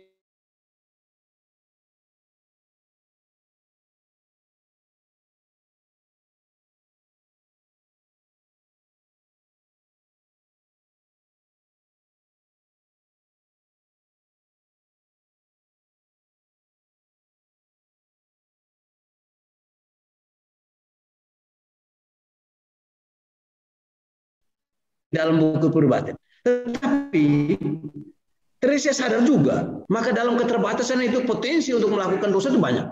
Dan ternyata benar, manusia melakukan dosa. Nah, dalam situasi dosa itu, menurut Teresa, ketika orang berdosa itu adalah sebetulnya sederhana. Dosa yang Teresa itu, tadi Pater Chris jelas, keindahan keluar dari Allah yang adalah sumber keindahan, menjauh dari Allah. Itu dosa dalam konsep Teresa. Nah, tetapi Allah mencari. Kalau tadi kita di ruangan kelima itu, Allah itu dalam Yesus sebagai gembala yang dengan siulan kasihnya, siul, dan orang jiwa-jiwa yang sudah maju di dalam jalan hidup rohani itu memiliki kepekaan yang lebih. Kepekaan lebih untuk menyadari siulan Allah itu, menyadari kasih Allah. Sehingga untuk mereka itu lebih mudah. Lebih mudah. Bahwa rahmat Allah itu menuntun mereka jiwa itu dari ruangan pertama, ruangan kedua, ruangan ketiga itu jiwa berusaha, rahmat Allah selalu ada. Selalu ada. Kemudian di dalam ini kita pakai Teresa ya, ruangan ke-5, 6, dan 7 itu karya Allah semakin banyak supaya jiwa itu semakin tinggi kan semakin dibersihkan. Dan mulai dibersihkan dengan noda-noda yang kecil. Karena ketika kita semakin dekat dengan terang kan, noda-noda itu makin lihat. Kalau semakin jauh dari terang, saya punya koreng di tangan itu lihat. Tapi kalau makin dekat ke sini, makin dekat kamu lihat, oh ternyata ada koreng. Nah, itu dosa, itu seperti itu. Nah, orang yang maju di dalam hidup rohani semakin dekat dengan Allah, sebetulnya dia semakin menyadari ketidakberdayaannya dan berpasrah kepada Allah. Dan itu keselamatan, proses keselamatan. Nah, itu Teresa ada di situ. Dia bicara itu bahwa Allah itu berkarya sesungguh. Allah yang mencari manusia. Tetapi dari pihak manusia harus ada respon positif juga mencari Allah. Kenapa? Karena walaupun kita ini Tuhan menghendaki manusia selamat, tetapi dia tidak mau mati-matian. Tadi Anda sebut tentang Ekaristi, betul. Itu Ekaristi kan Allah yang masuk ke dalam diri kita, tubuh Kristus itu menyatu dengan kita. Tapi apakah kita siap? Tidak. Orang yang itu, maka butuh. Apakah mereka kadang-kadang malah tambah berdosa karena dia menyambut Ekaristi, menyambut tubuh Tuhan tanpa dalam keadaan dosa. Dia membuat berdosa karena menipu diri. Nah, itu hal-hal itu. Tapi memang menarik teologi Santa Teresa, teologi antropologinya, antropologi teologi sampai ke soteriologi. Bagaimana keselamatan itu terjadi? Bahwa jalan keselamatan betul Kristus satu-satunya. Nah, tetapi Allah melalui Kristus menyelamatkan kita itu, menyelamatkan manusia, dan ada keterbukaan manusia untuk apa? Untuk masuk ke dalam dirinya, masuk ke dalam pengenalan dan perjumpaan dengan Allah. Dan di sana ada keselamatan. Baik, terima kasih. Baik. Mantap, Bos. Ya, terima kasih. Oke, baik, terima kasih Pater Anton yang sudah menanggapi. Dan baik, Pater Chris mungkin akan menambahkan sedikit lagi. Saya beri kesempatan. Terima kasih. Hanya saya tidak tahu apa yang dikatakan oleh Pater Anton. Saya tidak singgung Ekaristi, karena Ekaristi itu mesti tema tertentu. Karena puribatin bisa dibicarakan dari aspek Ekaristi. Puribatin bisa dibicarakan dari aspek Kristologi, dari aspek eskatologi. Itu bisa dibicarakan dari buku puribatin. Sekarang kita mengerti dulu, puribatin itu sebenarnya Santa Teresa mau omong tentang apa? Apa itu puribatin? Puribatin itu ada 3 tokoh utama di situ. Allah, manusia, dan puri. Puri ini bukan satu ruangan seperti yang kita secara geografis teritorial. Puri itu simbol. Simbol apa? Simbol kisah keselamatan yang dikerjakan oleh Allah dalam diri manusia, dan bagaimana manusia menanggapi karya yang dikerjakan oleh Allah. Itu puribatin. Jadi kisah tentang kerahiman karya keselamatan yang dikerjakan oleh Allah dalam pribadi manusia. Keselamatan itu bersifat pribadi, tidak komunal. Tapi cara ini sesuai dengan konsep Santo Agustinus. Saya tidak singgung yang dikatakan tadi siapa tadi, teologi yang satunya tadi, von Balthasar. Dia, Santa Teresa tidak kenal dia. Dia mengenal Santa Teresa. Mulai sudah. Mulai sudah. Menempatkan jalur secara teologi secara benar, toh. Santa Agustinus, Santa Teresa kenal Santo Agustinus dan dia membaca buku pengakuan. Santa Teresa baca. Dan salah satu tokoh yang sangat disukai oleh Santa Teresa adalah Santo Agustinus. Karena apa? Karena pengalaman rohaninya. Nah, jadi kita fokuskan kalau mau diskusi tentang antropologi Santa Teresa, kita harus lihat di situ. Bagaimana Santa Teresa mengisahkan karya keselamatan Allah.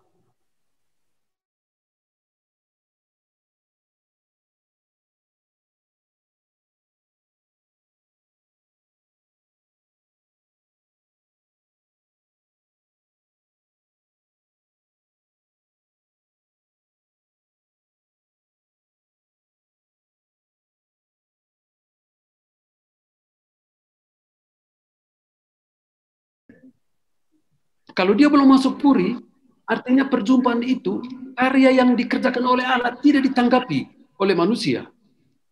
Tetapi ketika Allah mulai bekerja, manusia mulai menanggapi, maka disitulah terjadi apa yang dikatakan masuk ke dalam puri. Seperti tadi Pak Remi katakan, pintu ke dalam puri adalah doa. Doa itu apa? Bukan doa itu kita pergi ke kapel, pergi ke gereja, terima komuni, meditasi. Tidak. Itu persahabatan. Persahabatan dengan seorang pribadi, yaitu Allah. Sehingga ketika masuk puri pertama sampai puri ketiga, itu kita lihat bagaimana upaya manusia untuk menanggapi karya Allah itu. Sehingga di situ sebenarnya Santa Teresa konsentrasi berbicara relasi dia dengan dirinya sendiri, relasi dia dengan dunia, relasi dia dengan sesama. Dia belum berbicara bagaimana relasi dia dengan Allah. Itu nanti itu sudah dikerjakan oleh Allah. Dan Allah menanti di puri ke-7, ke-5 sampai seterusnya. Sehingga bagaimana tanggapan manusia untuk bisa mengalami perjumpaan itu secara paripurna, artinya keselamatan. Nanti yang Santa Teresa omong tentang perkawinan rohani itu adalah keselamatan. Kekudusan. Puri pertama sampai puri ketiga itu adalah upaya manusia untuk menanggapi karya Allah. Bukan ke Allah berkarya di dalam puri, tetapi manusia berusaha, berkarya untuk mengolah diri, mengolah relasinya dengan sesama, mengolah relasinya dengan dunia, untuk mengalami kehadiran Allah. Jadi apa yang terjadi di dalam tubuh, di dalam diri manusia, itu dikerjakan oleh Allah. Bukan manusia kerja. Allah yang bekerja, manusia yang menanggapi. Sejauh mana kemampuan dia menanggapi karya Allah itu menentukan progres perkembangan persahabatan dia dengan dalam puri itu. 100 persoalan, maka 100 itu relasi manusia dengan Allah. Dia mengalami kesulitan ini, dia mengalami mengenal dirinya, bisa terus baper dengan segala macam perasaan dia. Nah, itu dia berusaha bagaimana menanggapi karya Allah lewat itu. Dia berusaha mengalahkan dirinya sendiri lewat pengalaman-pengalaman itu. Itu Allah menanggapi, maka dia mengalami persoalan. Kalau dia berusaha menanggapi tidak yang menjadi persoalan karena pas. Persoalan. Konsep antropologi sinyal hancur. Pater Chris masih mendengar suara saya? Sinyal. Baik, saya kira apa yang dijelaskan Pak Tergi sudah sangat cukup. Coba kita beri kesempatan lagi untuk para suster. Masih ada pertanyaan dari beberapa saudara kita, tapi nanti kita akan sisipkan nanti. Para suster di Celaket bisa mendengar suara saya?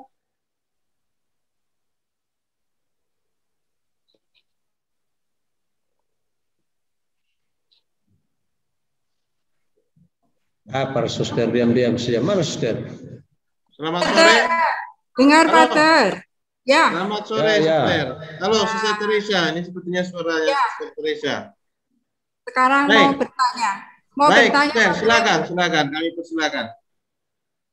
Pater Remi menjelaskan bagus sekali bahwa tulisan Ibu Teresa dalam Puri Batin itu menunjukkan sebuah antropologi, teologi sebagai proses eksistensial pribadi manusia dalam terang Allah. Ini sangat menarik. Bagaimana, pertanyaannya ya Pater, bagaimana seharusnya kita, seorang Karmelit OCD ini, menjalani proses itu? Terima kasih. Baik, terima kasih Suster Teresa dan para suster di Celaket. Ya, luar biasa. Betul bahwa tadi Pater Kris sudah jelaskan sebetulnya ketika menanggapi pertanyaan diskusi bersama dengan Pater Anton, bahwa ini memang proses eksistensial jiwa. Ini proses, sebetulnya proses hidup kita, proses manusia. Nah, bagaimana kita menanggapi proses itu? Nah, kalau kita ikut alurnya Santa Teresa, kan ya dia bilang kalau orang tinggal di luar puri, ya sudah, ya begitu saja. Nah, dia hanya akan memulai proses itu kalau dia mulai masuk ke dalam puri. Masuk ke dalam puri artinya apa? Masuk ke dalam proses pengenalan akan dirinya, menanggapi karya Allah itu. Menanggapi itu proses. Proses ketika dia mulai berproses dan mulai menjalani. Nah, Teresa ini menarik karena sebetulnya Puri Batin ini juga bicara tentang proses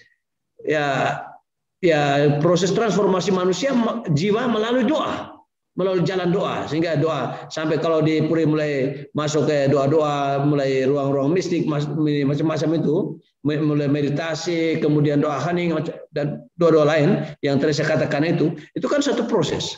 Dan manusia harus menjalani proses itu. Proses itu mulai dengan proses pemurnian diri, awal dengan proses pengenalan diri. Nah, itu ruangan pertama, itu ruangan pengenalan diri sebetulnya. Nah, ketika dia mulai mengenal diri, mengenal keindahannya, kemudian dia, ternyata saya indah. Indah kenapa? Karena diciptakan sesuai dengan ciptaan Allah. Tetapi kenapa saya tinggal di luar? Masuk mulai. Nah, untuk semakin indah dia harus mengalami proses itu. Proses pemurnian terus menerus. Kemudian dengan kebajikan-kebajikan yang dibutuhkan itu dia menanggapi karya Allah itu. Itu proses yang sangat personal, eksistensial, tetapi di bawah bantuan Tuhan Allah, di bawah dengan bantuan rahmat Allah.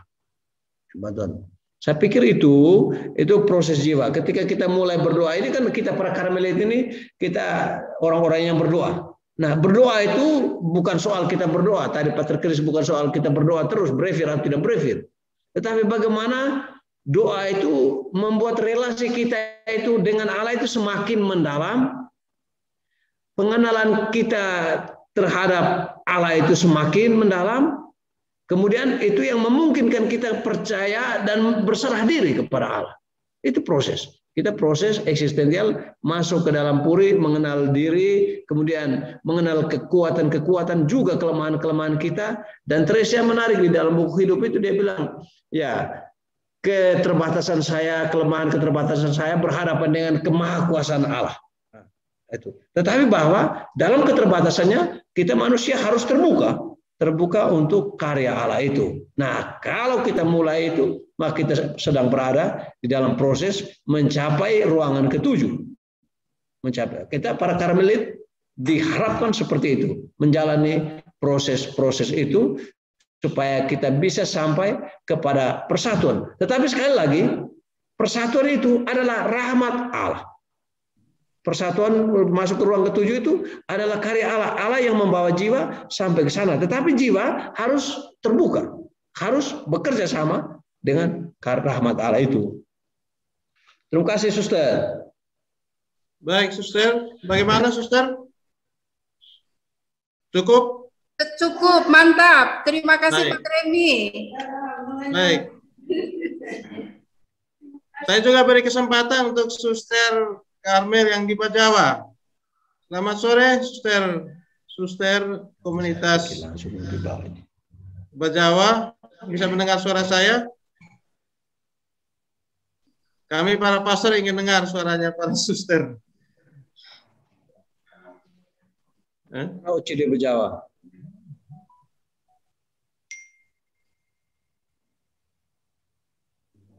OCD Bajawa tidak lihat. Baik, jadi karena tidak ada suara, saya beri kesempatan untuk sesi pertanyaan berikut kepada Pater Superior Novisiat Bogenga, Pater Flavi. Tadi beliau sudah menunggu dari tadi, saya memberi kesempatan. Di Pater Kristo. Baik, Pater Flavi, selamat sore. Bisa dengar suara saya, bisa langsung saja menanyakan ke Pater Remi. Pater Flavi. Mana FMG itu? FMG hilang-hilang nih. Baik, kalau tidak ada, ini ada pertanyaan dari Pater Teus. Tadi dia sudah ingin menanyakan, tapi... Halo, Pater Flavi? Belum ada. Yonis, ada. Halo, Pater. Selamat sore. Aduh, maaf. Suaranya tidak kedengaran, makanya. Ya, baik, Pater, silakan. Waktu dan kesempatan saya berikan. Mana FMG ini? Pater Flavi? Pater Flavi bisa unmute audionya supaya suaranya bisa didengar.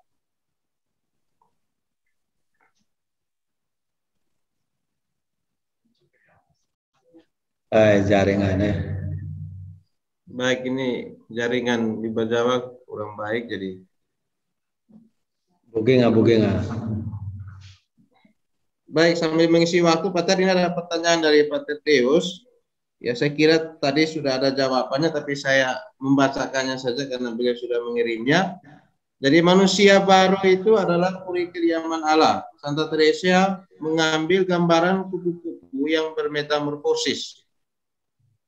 Saya melihat bahwa Santa Teresa Avila sungguh menyadari siapa dirinya, dari mana ia hidup, di mana ia hidup, dan kemana ia akan hidup.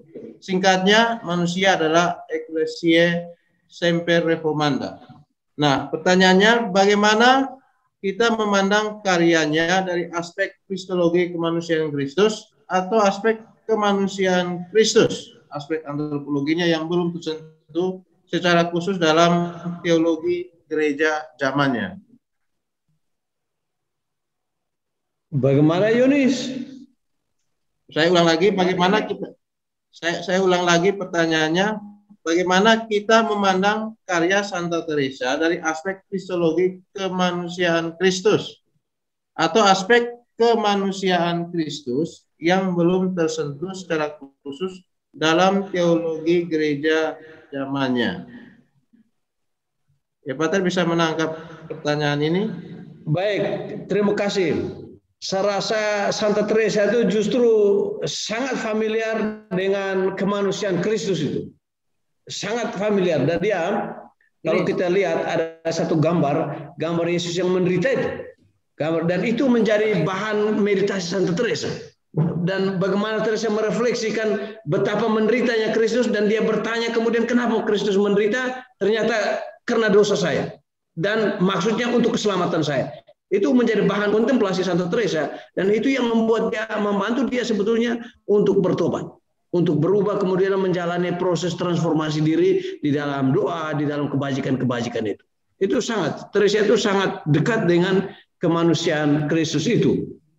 Nah, justru itu dia mengajak kita, dan kalau kita baca itu karya-karya Santa Teresa itu, dia sangat menekankan itu. Dan kita, karena apa? Karena kita sebagai manusia belajar dari Kristus yang adalah manusia, supaya kita bisa mengubah hidup kita. Nah, pertanyaannya, bagaimana Teresa sering dia dalam meditasinya, mengapa Yesus menderita begitu? Luar biasa. Dan untuk siapa? Dengan tujuan apa? Nah, dan jawaban Teresa jelas, karena untuk tujuan keselamatan.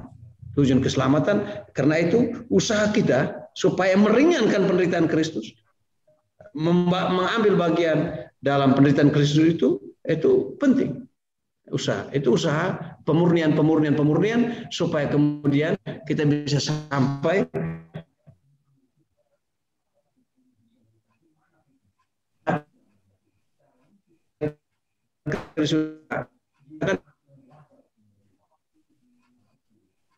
persatuan jiwa dengan Allah itu. Saya pikir itu, atau memang kekudusan. Baik, Pater, terima kasih. Saya kira itu nanti kalau mau terus bisa tanya langsung. Baik, kita sudah terhubung dengan Pater Flavi. Silakan Pater Flavi langsung saja bertanya. Waktu dan kesempatan saya berikan. Pater Flavi, bisa dengar suara saya? Flavianus Marius. Oke, saya dengar. Oke, baik. Silakan, Pater. Saya sudah dengar. Ya, silakan. Bisa dengar suara? Bisa, sangat jelas. Baik. Pertanyaan pertama, informatif untuk Pater Remi. Dalam pemaparan makalah tadi, menurut sinar matahari. Nah, sinar matahari yang dimaksudkan dengan sinar matahari ini, apakah potensi kebaikan yang ada dalam diri manusia, ataukah itu diiluminasi Allah? Lalu yang kedua, saya menyambung pertanyaan dari Pater Bert Bolong Junior yang tadi sudah disentil oleh Pater Anton Dewa. Dalam penjelasan terdahulu, kalau saya tidak salah tangkap, itu Pater Chris pernah mengatakan bahwa kalau sudah sampai ke ruangan ke-7, itu orang tidak mungkin turun lagi ke ruangan di bawah atau keluar dari ruangan. Tetapi dalam penjelasan Pater Remi tadi, bahwa ada potensi, walaupun potensi itu kecil. Nah, kalau ada potensi, berarti ada kemungkinan untuk orang bisa turun. Lebih setuju bahwa kalau ketika seseorang sudah bersatu erat dengan Allah, maka tidak ada peluang lagi dia untuk dari ruangan 7 itu, dia turun ke ruangan 3 itu. Nah, lalu yang pertanyaan kedua tentang penjelasan Pater Chris tentang doa tadi, PKP.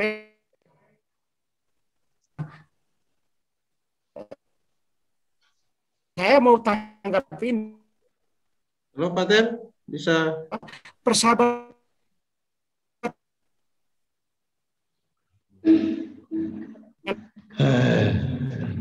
Nah, itu indikatornya itu juga.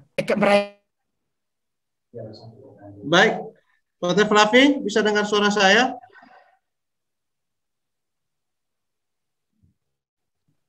Pater Flavi, bisa dengar suara saya? Dengar. Nah, ini suaranya hilang tadi. Bagaimana kalau Pater Remi jawab dulu pertanyaan pertama tadi? Ya, nanti. Baik, pertanyaan pertama tadi apa tadi? Baik. Pertanyaan pertama informatif. Baik, Pater. Tadi Pater Flavi itu menanyakan tentang apa? Menurut Santa Teresa, manusia itu kan punya potensi memancarkan sinar matahari. Ya, ini sebuah analogi.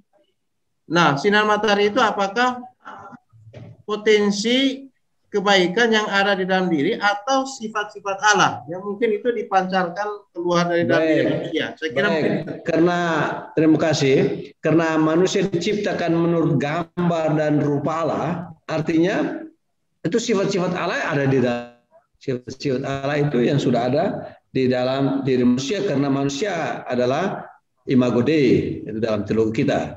Nah, kemudian, Teresa kemudian mengatakan analogi dengan sinar matahari. Sinar matahari ini kan analogi. Bagaimana rahmat Allah yang kemudian potensi ada di dalam diri. Kemudian sinar matahari juga seperti kaca itu. Kaca sebetulnya bukan kaca. Kalau Teresa pakai punya kemampuan bawaan untuk memantulkan cahaya. Tetapi karena dosa menutup mutiara itu sehingga kemampuan itu tertutup. Bukan berarti kemampuan tidak ada. Kemampuan ilahi itu sudah ada sejak dia diciptakan. Itu yang pertama. Kemudian yang kedua, pertanyaan Pater Flavi tentang ruangan itu. Baik. Dalam refleksi saya, betul ketika sampai pada ruangan ketujuh itu diharapkan. Tetapi dalam refleksi tadi saya ingat bahwa jiwa itu manusia ini kita pengalaman sudah sampai ruangan ketujuh dalam teologi kita bahwa manusia mati. Selagi masih hidup, manusia selalu ada potensi untuk jatuh. Kemampuan rohaninya, ada pertanyaan kecerdasan rohani itu, kemampuan itu sudah luar biasa, sudah sangat dan bersatu dengan Allah. Tetapi Teresa tetap mengingatkan hati-hati dengan dosa-dosa ringan, dengan hal-hal kecil, dan dengan hanya menikmati kesenangan rohani, persatuan dengan Allah, tetapi bukan untuk pelayanan. Sehingga kalau kita baca ruangan ketujuh bab 4, Teresa bilang, untuk apa sebetulnya Allah membawa jiwa kepada persatuan itu? Apakah hanya untuk senang-senang supaya jiwa menikmati Allah di sana untuk dirinya sendiri? Dia bilang tidak. Dia bilang obras pide el Señor. Karya, Allah menuntut karya. Artinya apa? Persatuan kita, perkawinan rohani, kesempurnaan kita itu menjadi semakin nyata ketika di dalam pelayanan. Dan kalau kita tidak melayani sungguh-sungguh, maka ada tendensi untuk jatuh. Saya pikir itu dalam konteks itu.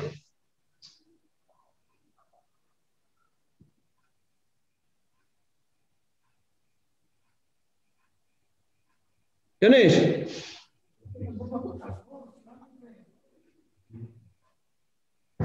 Oke. Pater Flavi tidak jelas-jelas. Sudah. Oke. Ya, saya bisa pahami itu.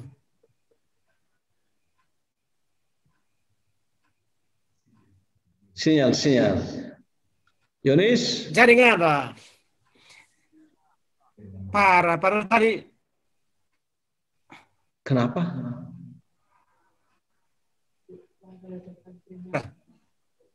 Lanjut. Dengan jaringan putus-putus kita pusing. Kalau pas hilang satu gambar lagi. Yonis, unmute Yonis. Oh iya, sorry. Ya. Oh ya, maaf. Saya tadi unmute. Baik, ini ada satu pertanyaan terakhir dari Pater Wino. Sinyal. Ya, ini pertanyaannya agak panjang, tapi saya kira secara sederhana, apakah kecerdasan spiritual masih dibutuhkan atau manusia hanya berpasrah pada Tuhan?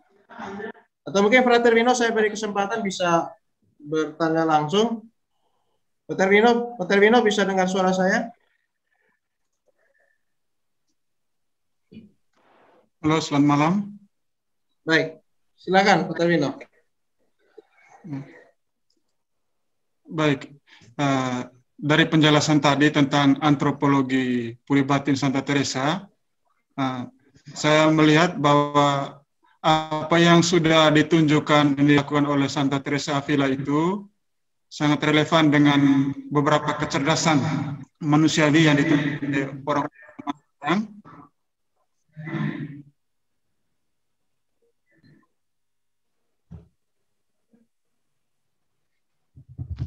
khususnya kecerdasan spiritual.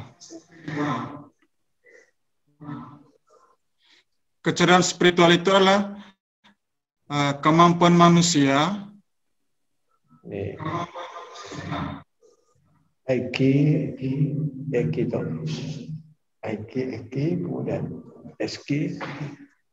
kemampuan manusia menggunakan nilai-nilai positif di dalam dirinya untuk berjumpa dengan Tuhan.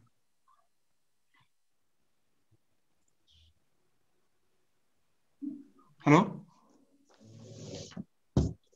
Baik,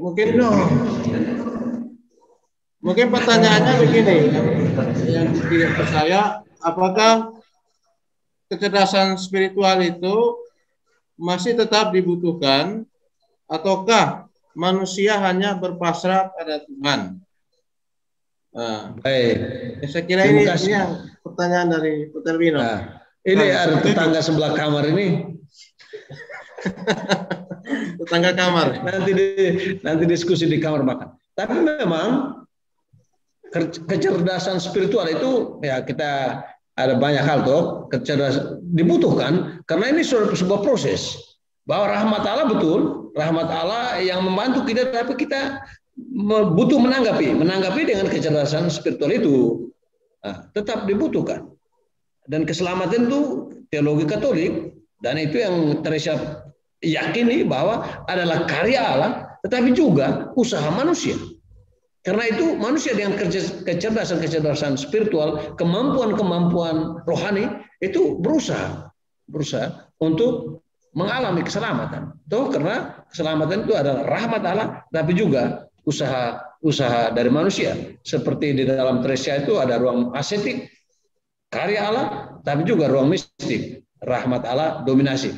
Bukan berarti bahwa kemudian jiwa tidur saja Allah kerja setengah mati, tapi jiwa pasif, tetapi pasif yang reseptif, terbuka. Pasif seperti tanah yang punya potensi untuk ketika hujan turun itu dia bisa serap ke dalam itu air itu sehingga bisa menyuburkan itu. Itu situasi jiwa ya yang pasif reseptif itu. Saya pikir itu, dan kecerdasan spiritual itu tetap selalu dibutuhkan dalam proses bahwa keselamatan murni karya Allah, betul. Baik, terima kasih Pak Remi. Bagaimana Pak Wino? Dilanjutkan di kamar makan. Itu nanti dilanjutkan di kamar makan. Baik, kita masih punya waktu 10 menit. Oh ya, sudah lewat jauh Yonis. Vino. Baik. Ya sebenarnya kita jadwalnya itu jam 5 sampai 6.30, tapi kita sudah mengambil hampir 20 menit terakhir. Atur saja. Juga dari pihak panitia juga bilang di sini Zoom-nya itu kan tidak terbatas. Tapi mengingat bahwa kita semua juga punya kesibukan dan saya kira diskusi ini sungguh menarik. Ya, saya webinar semacam studi komparasi yang salah satu pembicaranya berbicara dari sudut pandang teologi, entah teologi inkarnasi, satu dari sudut pandang teologi mistik. Saya kira itu juga menarik karena tadi juga seperti tanggapan-tanggapan yang masuk itu untuk memperluas wawasan kita. Ya. Baik, karena waktu kita sudah hampir jam 7. Kira-kira dari keseluruhan kegiatan kita sore hari ini, saya hanya menyimpulkan beberapa hal dari hasil webinar kita sore ini, bahwa dengan belajar bersama Santa Teresa, kita semakin menemukan diri kita gambaran yang sempurna, sebagaimana Allah menciptakan kita sejak awal mula sempurna adanya. Dan saya kira kesempurnaan kita itu ketika kita melihat Kristus yang pernah menjadi manusia. Allah mencari manusia supaya manusia bisa mengenal Allah dengan sesungguhnya, karena manusia berasal dari Allah. Dan saya kira dosa itu manusia menjauh dari Allah, tetapi ketika manusia ingin mendapatkan rahmat, maka ia harus semakin dekat dengan Allah. Tapi dari segi aspek kemanusiaan, manusia pun harus dekat dengan sesamanya. Karena tujuan keselamatan itu adalah kebersamaan hidup. Ya, ini saya kira gambaran puri batin juga yang dijelaskan oleh Santa Teresa Avila. Dan terima kasih banyak untuk Pak Remi yang sudah mempersiapkan materi webinar kita pada sore hari ini. Dan terima kasih juga kepada fasilitator yang sudah menyiapkan segala sesuatu. Dan semoga apa yang kita refleksikan bersama pada sore hari ini semakin memperluas wawasan kita untuk semakin mencintai Kristus, sebagaimana yang Santa Teresa ajarkan kepada kita. Dan saya kembalikan kepada panitia, kepada fasilitator untuk baik. Sebelum kita menutup webinar kita sore hari ini, kita akan akhiri dengan doa bersama yang akan dipimpin oleh Pater Vino OCD. Tetangga kamar. Pater Vino, saya persilakan untuk menutup acara webinar kita sore hari ini dengan doa. Baik, marilah kita berdoa. Dalam nama Bapa dan Putra dan Roh Kudus. Amin. Amin. Terima kasih Allah Bapa, Allah Putra, dan Allah Roh Kudus. Engkau sudah menuntun kami di dalam seminar pada malam hari ini. Kami sudah mendalami dan menyelami pribadi kami sebagai seorang manusia berhadapan dengan Engkau yang Maha Kuasa dan Maha Luas dan penuh dengan cinta kasih. Karena itu, semoga apa yang kami bicarakan, apa yang kami telah diskusikan, sangat membawa dampak dan membawa manfaat yang besar bagi perjalanan panggilan hidup kami, serta karya kami masing-masing. Bapa, namamu senantiasa kami puji, kini dan sepanjang masa. Amin. Amin. Dan Roh Kudus. Amin. Terima kasih. Selamat malam semua. Selamat malam, terima kasih untuk kita.